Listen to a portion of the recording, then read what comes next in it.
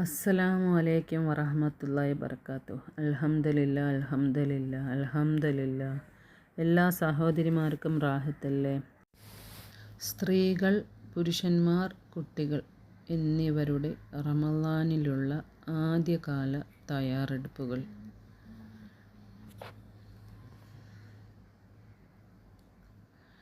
നിങ്ങളുടെ മുറി വൃത്തിയാക്കുക, അതിൻ്റെ ക്രമീകരണം അല്പം മാറ്റുക. നിങ്ങളുടെ പ്രാർത്ഥനാ വസ്ത്രങ്ങളും പ്രാർത്ഥനാ പായും കഴുകുക, അവയിൽ കുറച്ച് സുഗന്ധം ചേർക്കുക.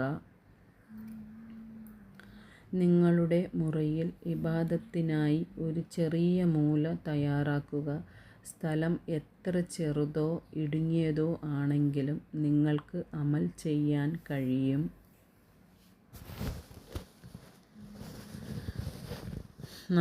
നിങ്ങളുടെ പ്രാർത്ഥന വസ്ത്രങ്ങളും പ്രാർത്ഥനാ പായയും ഖുർആനും ഈ മൂലയിൽ വെക്കുക. ഈ സ്ഥലം അല്ലാഹുവിനോട് പ്രാർത്ഥിക്കാനും ഉപയോഗിക്കുക. അന്ത്യദിനത്തിൽ ഈ സ്ഥലം നിങ്ങൾക്ക് സാക്ഷ്യം വഹിക്കാൻ മതിയാകും. ഒരു സേവിങ്സ് ബോക്സ് എടുക്കുക, അതിന് റമളാൻ സദക്ക ബോക്സ് എന്ന് ലേബൽ ചെയ്യുക. അതിൽ ദിവസവും ഒരു ചെറിയ തുക ഇടുക. സാധുക്കളായ കുട്ടികൾക്ക് ഈദ് വസ്ത്രങ്ങൾ വാങ്ങുകയോ അനാഥർക്ക് ഇഫ്താർ ഭക്ഷണം നൽകുകയോ പോലുള്ള ഒരു സദക്ക പദ്ധതിക്ക് ഇത് ഉപയോഗിക്കുക. 6. മനോഹരമായ ഒരു ആശയം. എല്ലാ ദിവസവും നിങ്ങളുടെ ഇഫ്താർ ഭക്ഷണം ഒരു ദരിദ്ര കുടുംബവുമായി പങ്കിടുക.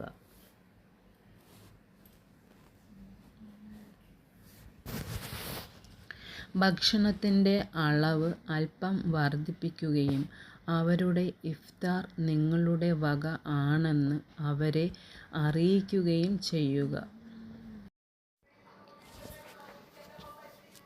7. നിങ്ങൾക്ക് ഇഷ്ടമുള്ളതും ബന്ധപ്പെട്ടിരിക്കുന്നതുമായ ഒരു സൂറത്ത്, ഖുർആനിലെ ഏതെങ്കിലും ഒരു സൂറത്ത് തിരഞ്ഞെടുക്കുക.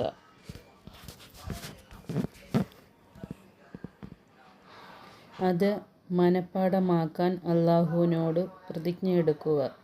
ഈ അനുഗ്രഹീത മാസത്തിൽ നിങ്ങൾക്ക് വലിയ പ്രതിഫലം ലഭിക്കും. 8. പലപ്പോഴും പാപമോചനം തേടുക. നിങ്ങളുടെ ഇസ്തിഗ്ഫാറിന്, പൊറുക്കലിനെ തേടൽ, ക്ഷമ തേടൽ, വ്യത്യസ്ത ഉദ്ദേശങ്ങൾ സജ്ജമാക്കുക. ഉദാഹരണത്തിന്, അല്ലാഹുവിനോട് നമ്മുടെ മക്കൾ ദുരിതങ്ങളിൽ നിന്നും ബുദ്ധിമുട്ടുകളിൽ നിന്നും ആശ്വാസം അല്ലെങ്കിൽ മറ്റേതെങ്കിലും ഹാജത്ത് ആവശ്യങ്ങൾ എന്നിവയ്ക്കായി അപേക്ഷിക്കുക. ഇസ്തിഗ്ഫാറിലൂടെ നിരവധി പ്രശ്നങ്ങൾ പരിഹരിക്കപ്പെട്ടു. 9. നിങ്ങളുടെ പ്രാർത്ഥനയിൽ 3 പേരെ, സഹോദരങ്ങളോ മക്കളോ സുഹൃത്തുക്കളോ ഉൾപ്പെടുത്തുക. എല്ലാ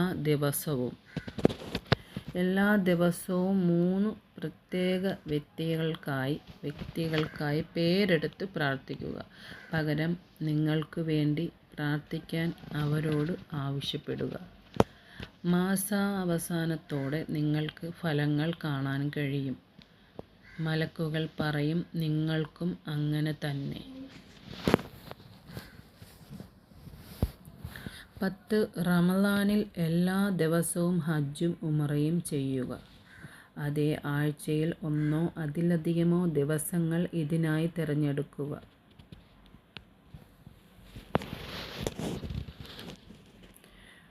ഫജ്ർ നമസ്കാരം നിങ്ങളുടെ പ്രാർത്ഥനാ പായയിൽ ഇരിക്കുക. സൂര്യോദയം വരെ ദിക്ർ, ഖുർആൻ ഓതൽ, ദുആകൾ എന്നിവയിൽ ഉൾപ്പെടുക. തുടർന്ന് 2 റക്അത്ത് നമസ്കരിക്കുക. ഇത് നിങ്ങൾക്ക് ഒരു പൂർണ്ണ ഹജ്ജിൻ്റെയും ഉംറയുടെയും പ്രതിഫലം നേടിത്തരും.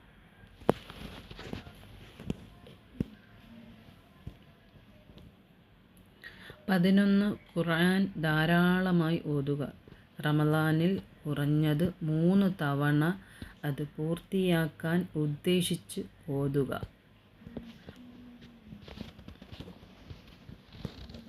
നിങ്ങൾക്കത് ചെയ്യാൻ കഴിയുന്നില്ലെങ്കിൽ പോലും നിങ്ങളുടെ ഉദ്ദേശത്തിന് നിങ്ങൾക്ക് പ്രതിഫലം ലഭിക്കുന്നതാണ്.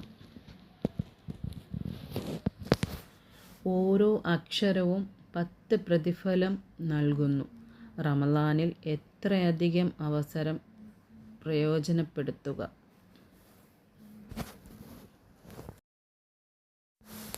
12. ദിവസവും ഒരു ചെറിയ തുക ലാഭിക്കുക.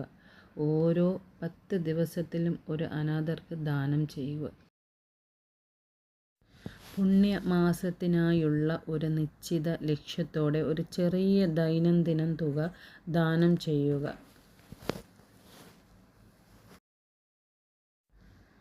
13. ആരാധനയ്ക്കായി ഒരു വ്യക്തിഗത പട്ടിക തയ്യാറാക്കി അത് നിങ്ങൾക്കും അല്ലാഹുവിനും ഇടയിൽ സ്വകാര്യമായി സൂക്ഷിക്കുക. മനോഹരമായ ഉപദേശം. നമുക്കെല്ലാവർക്കും ഇത് മറ്റുള്ളവരിലേക്ക് എത്തിക്കാം. ഈ നല്ല അറിവ് നിങ്ങൾ മറ്റുള്ളവരിലേക്കും എത്തിക്കണേ. അങ്ങനെ അത് നമുക്കെല്ലാവർക്കും ഒരു പ്രതിഫല സ്രോതസ്സായി മാറും. അതിൻ്റെ പ്രതിഫലം നിങ്ങൾക്ക് ലഭിക്കും. നിങ്ങളുടെ ആത്മാർത്ഥമായ പ്രാർത്ഥനകളിൽ എന്നെയും മറക്കരുത്. ഇത് മറ്റുള്ളവരിലേക്കും എത്തിക്കണം. നിങ്ങൾ ലൈക്ക് ചെയ്യണം, ഷെയർ ചെയ്യണം, സപ്പോർട്ട് ചെയ്യണം. അസ്സലാമു അലൈക്കും വറഹ്മത്തുള്ളാഹി വബറകാതുഹു. മുത്തുനബി സല്ലല്ലാഹു അലൈഹി വസല്ലമ തങ്ങളുടെ പേരിൽ ഒരു സലാത്ത് ചൊല്ലാം. ബിസ്മില്ലാഹിർ റഹ്മാനിർ റഹീം. അല്ലാഹുമ്മ സല്ലി അലാ സയ്യിദിന മുഹമ്മദിൻ വ അലാ ആലിഹി വസഹ്ബിഹി വസല്ലം. അസ്സലാമു അലൈക്കും വറഹ്മത്തുള്ളാഹി വബറകാതുഹു.